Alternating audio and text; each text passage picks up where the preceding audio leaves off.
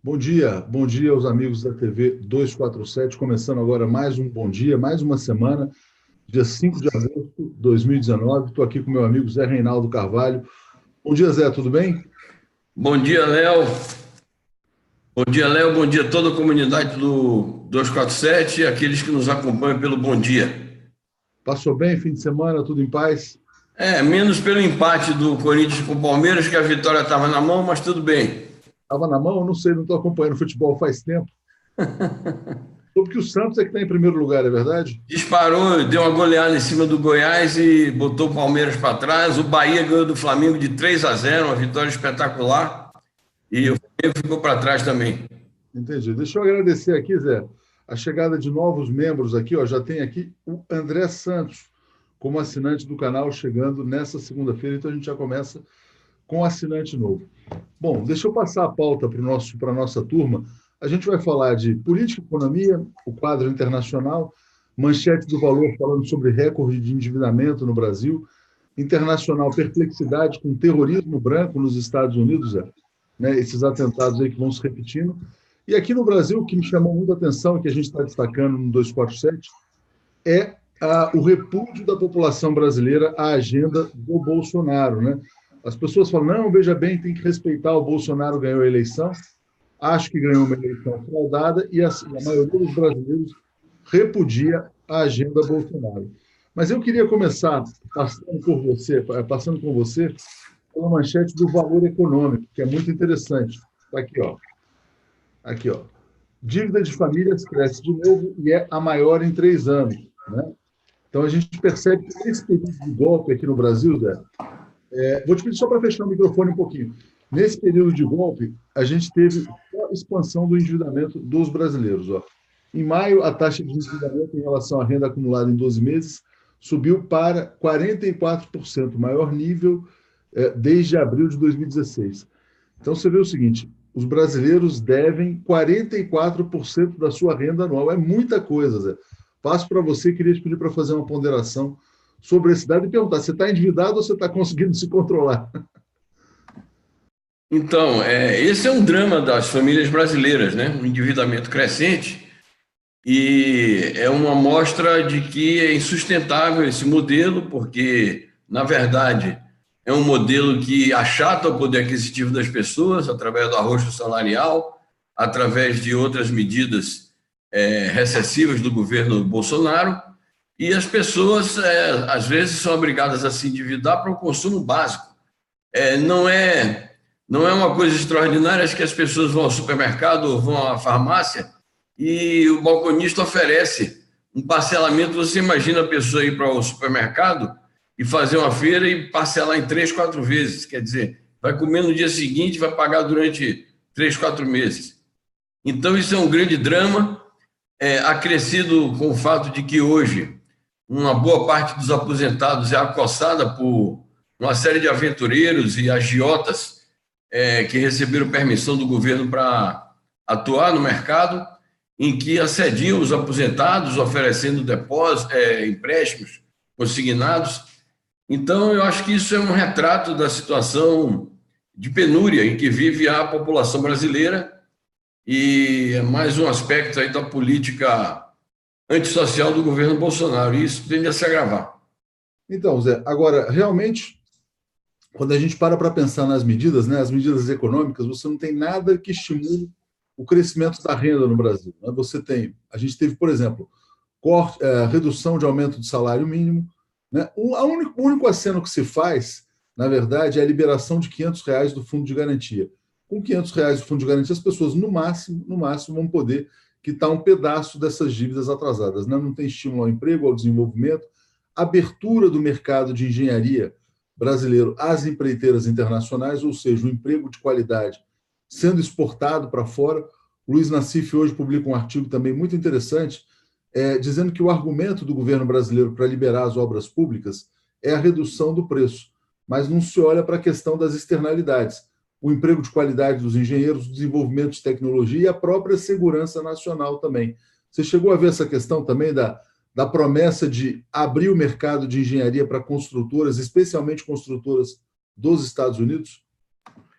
Isso é mais um indicador do entreguismo do governo, é um dos efeitos mais deletérios da Operação Lava Jato, que foi a destruição da engenharia nacional, e esse aspecto da abertura generalizada de nossa economia ao capital estrangeiro vai deteriorar ainda mais a economia nacional, vai precarizar ainda mais, e o resultado imediato disto é o que você já assinalou e o que está contido no artigo do Nassif, que é o problema do emprego.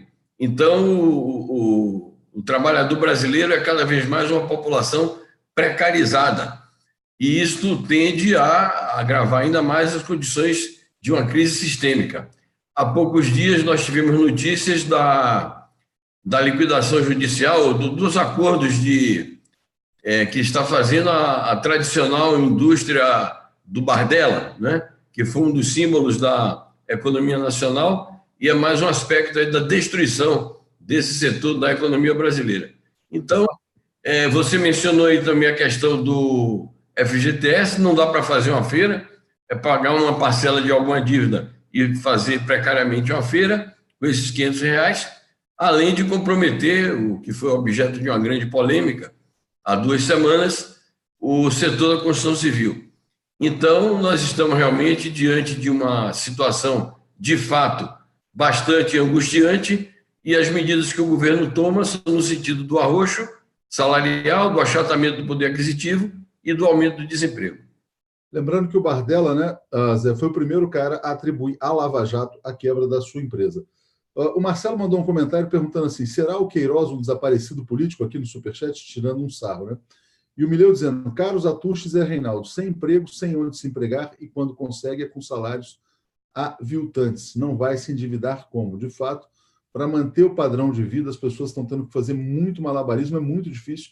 O que está acontecendo no Brasil, que também é um efeito na economia, Zé, as pessoas estão queimando patrimônio. Então, você tem uma oferta de imóveis gigantesca, os preços dos imóveis caindo muito.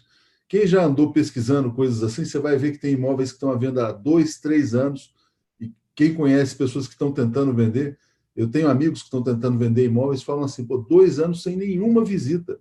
É uma coisa assim impressionante, né?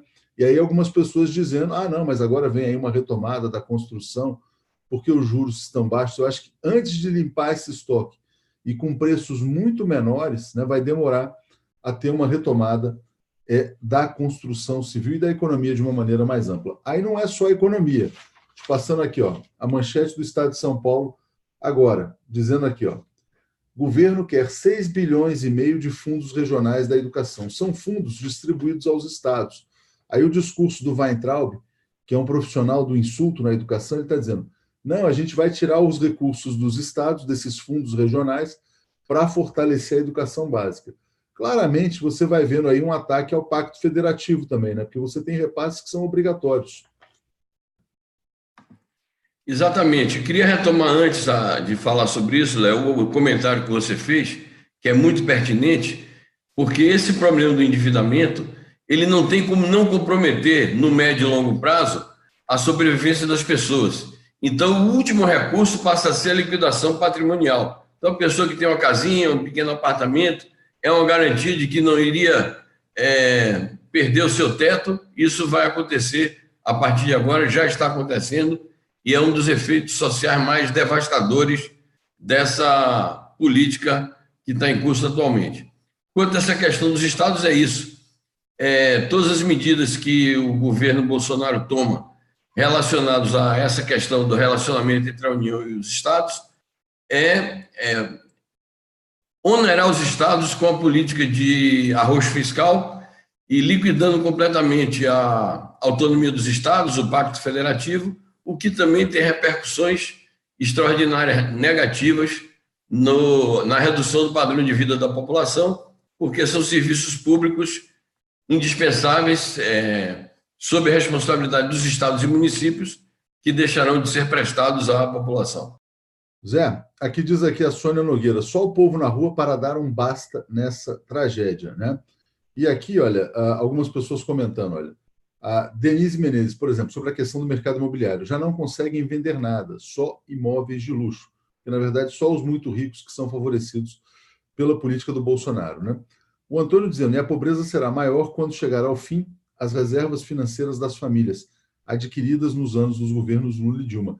Em cada rua tem de 3 a 5 imóveis à venda. Realmente é uma liquidação geral. Mesmo os aluguéis também estão muito afetados, né? Porque agora as pessoas estão entrando nessa coisa de Airbnb, faz uma coisa aqui, compartilha. Tem muitas pessoas voltaram a morar em casa dos pais, os jovens, né? É uma situação muito preocupante na economia brasileira. Aqui, ó, a Folha de São Paulo traz uma manchete interessante também. Promotoria e Estado contestam acordo com empresas em São Paulo. Olha que interessante. Os acordos de leniência das empresas de São Paulo, principalmente da CCR, que é a concessionária dos pedágios, né, faz implicações em relação a aliados do governo de São Paulo, do governo Dória.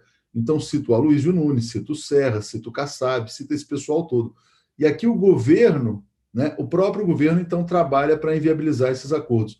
Parece que o Lula, né, foi condenado para pagar todos os pecados do financiamento de campanha.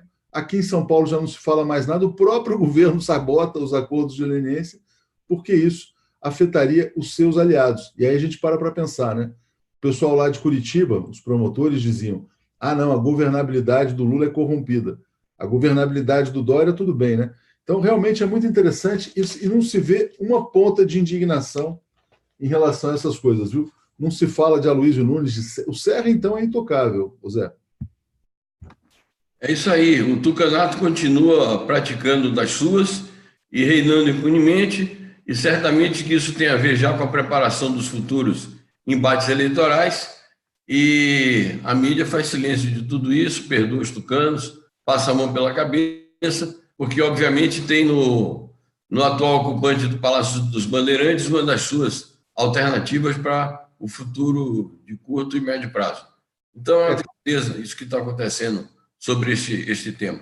Claramente, né? Claramente não vão tentar criar empecilhos ao Dória, que é um candidato à presidência, e é o candidato à presidência daqueles que se imaginam assim, não, é a mesma agenda econômica, né? A mesma agenda econômica, mas com alguém que seja apresentável, né, no mundo civilizado. Essa é a lógica do pensamento. Zé Gomes está dizendo, a liberação do fundo de garantia visa apenas transferir a poupança dos trabalhadores para os banqueiros, porque nome sujo é mais um impeditivo para quem está desempregado. Pois é, você limpa o nome da pessoa, né? Mas na prática você está transferindo a poupança de longo prazo para o pagamento da dívida. O Marcelo está dizendo, grilagem da família Dallagnol, lembrando que a família Dallagnol ocupava lá imóveis do Minha Casa Minha Vida também. Marli dizendo, uma vergonha nacional que está acontecendo no Brasil. Mas eu queria passar com você, Léo, ou Zé, a questão internacional, né? A questão internacional nos últimos 2 dias, né, no fim de semana, foi marcada pela, eu não digo nem perplexidade, porque isso é recorrente nos Estados Unidos, que são os massacres com armas de fogo, né? Então foram 2 em menos de 24 horas, né? Um à noite, o outro já na manhã do dia seguinte, um em Ohio e outro, se eu não me engano, na Flórida. Tem aqui os dados dos dois. 29 mortos em 2 dias, né? Aqui, ó, Ohio e Texas. Está aqui, ó, 29 mortos em 2 dias. Bom, esses fatos se repetem toda vez que acontece. Fala-se no controle de armas nos Estados Unidos. Os republicanos sempre se levantam contra o controle de armas, mas agora tem um elemento novo. Os democratas não estão apenas pedindo o controle de armas nos Estados Unidos, mas o fim da retórica agressiva do Trump contra imigrantes, que foram massacres de americanos brancos, supremacistas brancos, contra imigrantes. Então, eu queria te pedir para comentar isso que está se falando lá já nos Estados Unidos, de que há uma epidemia de terrorismo interno, de terrorismo branco nos Estados Unidos contra populações imigrantes. Perfeito. Tá tudo bem, Zé, pode continuar. Perfeito, Léo. Então, veja, aqui tem alguns aspectos importantes a destacar. De fato, foram os atentados no Texas e em Ohio. Primeiro aspecto, é um aspecto evidente, mas que precisa sempre ser repisado, que é essa questão do controle ou não controle do mercado de armas. E é um exemplo claríssimo de que o descontrole do mercado de armas favorece esse tipo de ações. Coisa que o Bolsonaro aqui já se apressou a dizer que não tem nada a ver. Então, a reação dele a este episódio foi esta, de dizer, não, esse problema de controlar as armas não impediria o que aconteceu lá. Então, esse aspecto é recorrente, mas precisa ser falado e denunciado. Segundo aspecto, e isso é uma novidade, é que começa a aparecer na própria direita americana e no próprio entre figuras importantes do Partido Republicano, começa a aparecer a crítica a esse aspecto de que os Estados Unidos priorizaram a luta contra o chamado terrorismo jihadista, que é vinculado à comunidade muçulmana e é vinculado também a aspectos, digamos assim, externos. Então, os Estados Unidos priorizaram isso em detrimento de combater este fenômeno que agora começa a ser designado como terrorismo interno e terrorismo branco. O próprio sobrinho do ex-presidente estadunidense George Bush fez uma declaração nesse sentido. Bush, que foi um dos principais condutores da chamada Guerra Infinita ao terrorismo jihadista, voltado exclusivamente para o combate às comunidades muçulmanas e aos países árabes e muçulmanos. E a própria filha do Trump, porque o Trump deu uma declaração simplesmente dizendo que ficou chocado com isso, que não era algo admissível, ela própria veio a público referir-se a esse problema do terrorismo branco. Então, começa a surgir esta polêmica dentro da própria direita estadunidense e no Partido Republicano. E da parte dos democratas, veio uma reafirmação, como você referiu, às críticas à política migratória do Trump, e obviamente que isso está ligado também às políticas, às prioridades da política externa, porque o Trump tem como prioridade da política externa o combate à questão da imigração, voltado para o México e outros países centro-americanos, e o problema do Oriente Médio, que ele continua justificando as suas políticas intervencionistas relativamente à Síria, à Palestina e ao Irã, justificando com o problema de combater o terrorismo ou combater o que ele considera que são regimes hostis aos Estados Unidos.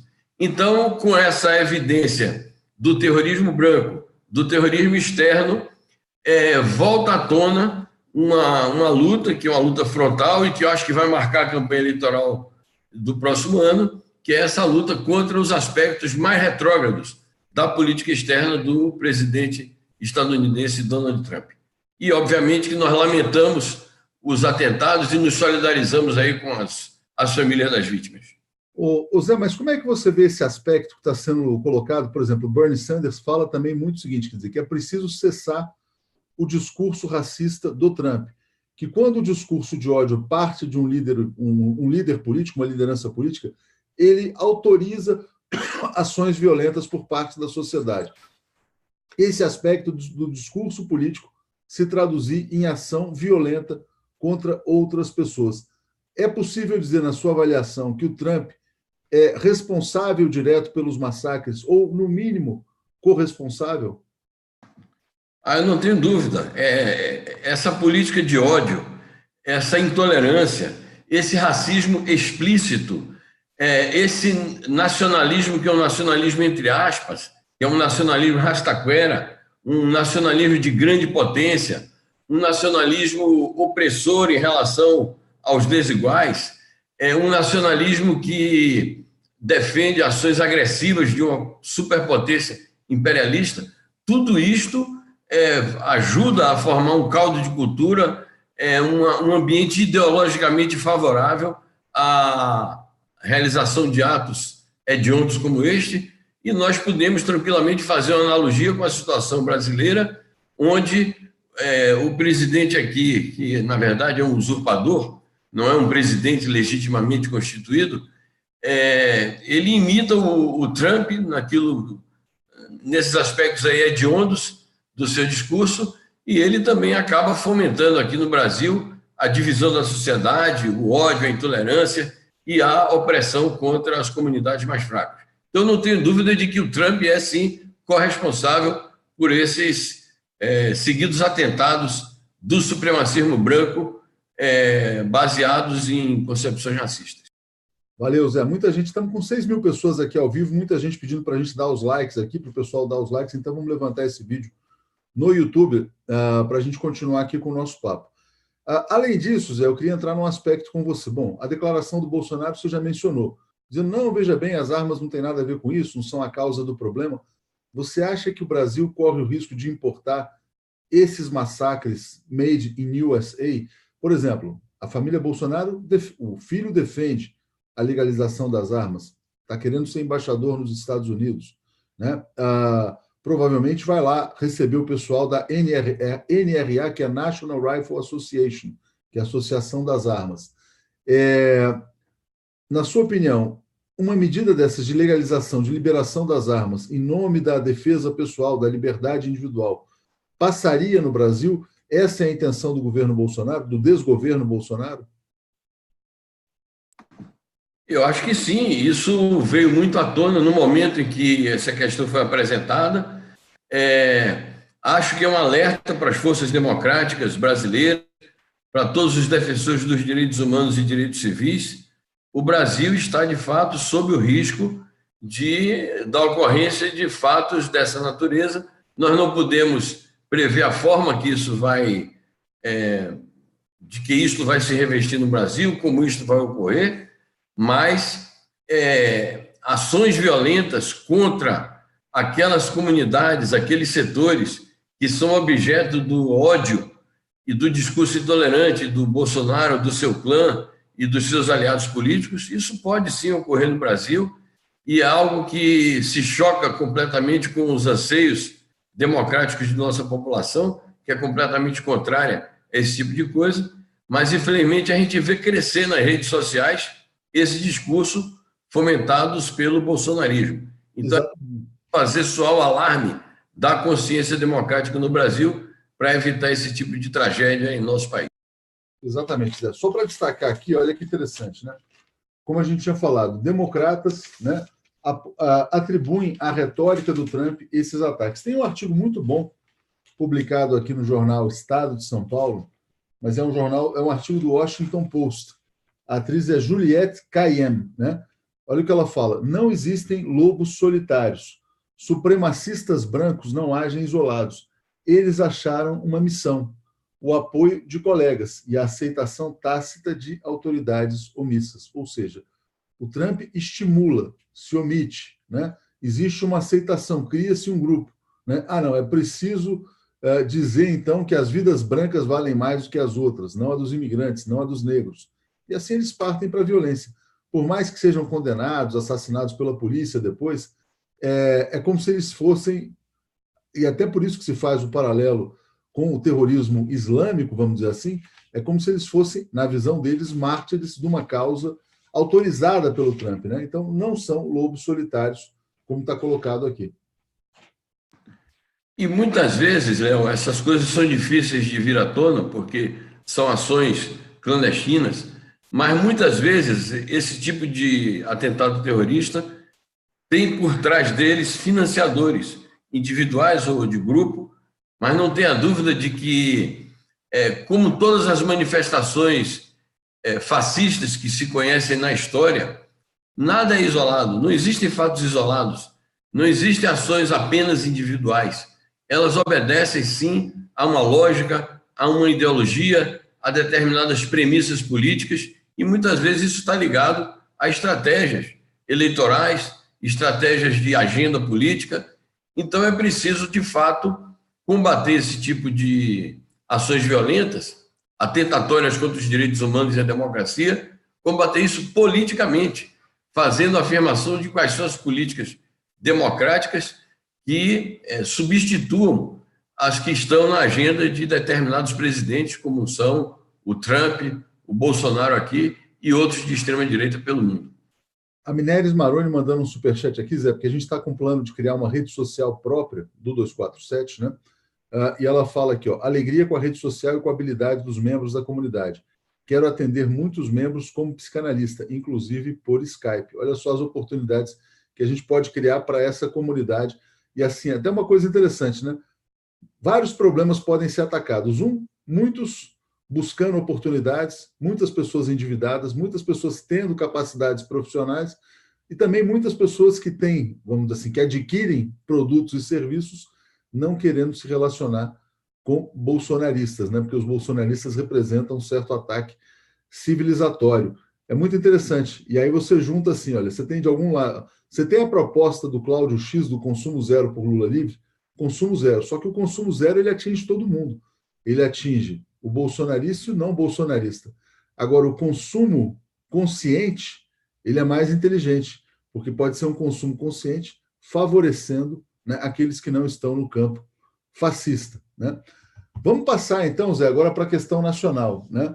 Pesquisa Datafolha que a gente está destacando. Eu vou ler alguns pontos aqui para você, para a gente comentar, né? Já que a gente está falando da questão das armas, olha aqui que interessante. Aqui, ó, posse de armas, né? Possuir uma arma deveria ser um direito? Só 31% dos brasileiros concordam. Posse de armas deve ser proibida, 66%. E o Bolsonaro quer levar adiante uma proposta rejeitada, está aqui, por 66% dos brasileiros. Engraçado que a Folha, ela noticia o contrário, né? Ela noticia pela minoria, ela fala assim, pesquisas indicam que 1/3 pensa como presidente em temas de falas agressivas. Se eu fosse o editor da Folha, eu diria que 2/3 rejeitam a agenda Bolsonaro, mas a Folha preferiu puxar pelo 1/3. Como é que você vê esses resultados? É natural, né? Era de se esperar isso mesmo, né? O povo brasileiro é de índole mais pacífica do que agressiva, ou não? Seu áudio, Zé. Isso. Não tenha dúvida, Léo. O povo brasileiro tem uma índole democrática, uma índole de defender os seus próprios direitos e uma índole de alcançar. Opa! Isso, pode falar. Eu estou com a tela aqui abrindo. Tá mostrando. Alcançar a unidade nacional. É isso que o povo brasileiro deseja. Esses dados dessa pesquisa, essa reportagem que saiu hoje na Folha de São Paulo, são reveladores de que a maioria da população rejeita as políticas do Bolsonaro, essa sua agenda extremista.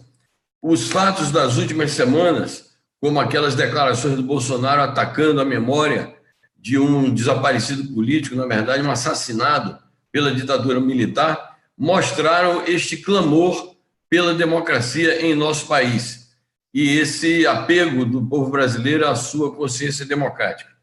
E o interessante disso que você traz à tona nesse seu comentário e nessa informação sobre a matéria da Folha é que os temas que são alvo desse escrutínio, dessa pesquisa e desse diagnóstico são temas de fronteira. Então, você veja que está em xeque as opiniões do Bolsonaro sobre o golpe militar, está em xeque as opiniões do Bolsonaro sobre a questão indígena, sobre as políticas ambientais, sobre os direitos humanos e sobre a submissão do país aos Estados Unidos, essa política externa ruinosa que eles estão procurando levar a efeito. De modo que 66% da população rejeita as políticas de Bolsonaro. Vamos lá, deixa eu passar então pelos temas aqui. Ó. Política ambiental atrapalha o desenvolvimento do Brasil? Só 35% concordam, 59% discordam. Terras indígenas, o governo deve reduzir demarcações?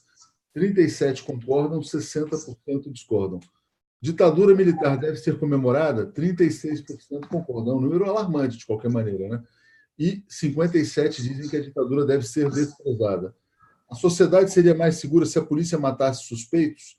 29% concordam, 68% discordam, né? Posse de armas, 31% concordam, 66% são contra. E o entreguismo aos Estados Unidos, né? 29% concordam, 66% discordam. E aí eu te peço para entrar exatamente nesse tema, Zé. O povo brasileiro, ao que tudo indica, quer um Brasil soberano, né? Não quer um Brasil submisso aos interesses do Trump, né? Áudio, Zé. Exatamente, Léo. O povo brasileiro é um povo patriota e o patriotismo do nosso povo não é só um patriotismo de Olimpíadas e Copa do Mundo e de exposição do nosso carnaval para consumo dos estrangeiros. É um patriotismo relacionado com um exercício pleno da soberania nacional, vinculado também aos direitos sociais. É muito interessante a esse respeito um artigo que saiu hoje, também na Folha de São Paulo, do ex-chanceler brasileiro, que foi o chanceler do governo Lula e foi responsável pela execução da política externa que foi muito apropriadamente chamada de política externa ativa e altiva, o que eu me refiro ao artigo do Celso Amorim, em que ele rechaça a tentativa de comparar a política externa do presidente Lula com essa política ruinosa que está sendo posta em prática hoje no Itamaraty. A política externa soberana do período do governo Lula e também do governo da ex-presidente Dilma foi uma política externa que colocou o Brasil no centro dos acontecimentos mundiais, colocou o Brasil como a vanguarda da integração soberana da América Latina, colocou o Brasil na ponta, na linha de frente dos países defensores do multilateralismo, da democratização das relações internacionais, da paz mundial. Então, obviamente que não pode ser comparada com essa política externa de ameaça de guerra contra países vizinhos, de opressão nacional e de submissão ao imperialismo estadunidense. Então, esse é um aspecto que a gente deve sempre revisar para educar a nossa população na luta contra as mentiras que esse setor da política do governo Bolsonaro difunde por aí. O Zé, está dizendo aqui a Inês Barbosa, coincidentemente esse apoio às armas são os 30% que apoiam Bolsonaro, né? Sobre isso que você mencionou, do artigo do Celso Amorim, é muito interessante lembrar o seguinte: o que faz a mídia no Brasil? Ela tenta igualar PT e PSL, como se fossem os dois extremos, porque a mídia ela é representante do capital financeiro, mais a imagem do PSDB. A mídia brasileira é tucana, para simplificar as coisas, né? Então, ela defende uma submissão suave ao imperialismo americano, ela defende a política neoliberal do Paulo Guedes, ela defende tudo. Ela só não quer a radicalização dos costumes, etc. e tal, esse fanatismo religioso, mas, no fundo, a agenda econômica é a mesma. Se a gente pega o artigo do Fernando Henrique Cardoso no fim de semana, basicamente ele não ataca a política econômica, mas critica o radicalismo e critica o trumpismo. Criticar o trumpismo não é criticar os Estados Unidos. Fernando Henrique adoraria uma submissão suave à família Clinton, por exemplo. Ele estaria muito feliz se a Hillary Clinton fosse presidente dos Estados Unidos, se o PSDB governasse o Brasil e se a gente tivesse na velha teoria da dependência, né? Recebendo tapinhas nas costas por bom comportamento. Exatamente. Esse seu comentário é muito pertinente porque nos dá margem a fazer a seguinte observação. A semana passada, com essas declarações agressivas do Bolsonaro, surgiram muitos artigos e pronunciamentos referindo-se a essa questão da chamada agenda paralela do Bolsonaro, em contraposição à agenda real, à agenda necessária e à agenda essencial para o país, de acordo com o ponto de vista das classes dominantes, nomeadamente dos partidos políticos que a defendem, como é o caso do PSDB e o caso do DEM, do deputado Rodrigo Maia, presidente da Câmara, e do Davi Alcolumbre, presidente do Senado. Supostamente, haveria duas agendas no Brasil paralelas, uma boa e outra ruim. A agenda boa une todo mundo, une Bolsonaro, Paulo Guedes, Fernando Henrique, Rodrigo Maia, toda essa chusma de representantes da classe dominante que estão bem unidos no entreguismo, estão bem unidos no ataque aos direitos do povo, no corte aos direitos dos trabalhadores, no arroxo, na diminuição do Estado, enfim, na política de destruição nacional. Essa política seria... E eles procuram fazer a união nacional em torno disso. Por outro lado, haveria uma política má, que é essa agenda radical, mal educada, extremada do Bolsonaro, em que eles procuram se diferenciar. Isso é uma grande balela e é preciso desmascarar tanto a agenda que une a todos eles, como a agenda que é específica da estupidez, da ignorância e dos maus costumes fomentados por Bolsonaro. Muito bem colocado, porque esse é o mote da conversa que eu vou ter agora com o Breno Altman, daqui a pouquinho, mas só vou ler os últimos comentários aqui antes da gente fechar o Bom Dia de hoje. Então, o Eduardo dizendo: hoje não há política externa, há um atendimento canino a comandos de adestramento. Pois é, o Brasil é o cachorrinho vira-lata tentando agradar o dono, Donald Trump, né? Pisces Dalaire dizendo: a pesquisa mostra o quanto a máquina de fake news atingiu o nosso povo. o combate a essa máquina é o ponto central que a esquerda tem que atuar. Vai ser o tema do Giro das 11, a questão das fake news também. Está todo mundo muito sintonizado. E o Chicão dizendo, Léo, você não acha que este isolamento comercial proposto em relação aos bolsonaristas nos isola, inviabilizando o diálogo e, consequentemente, a mudança? Essa é uma questão relevante quando a gente fala de uma rede social, etc. e tal.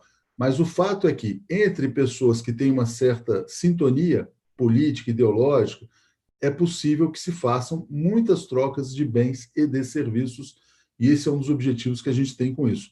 Né? É óbvio que não é para se fechar as pontes de diálogo com os bolsonaristas.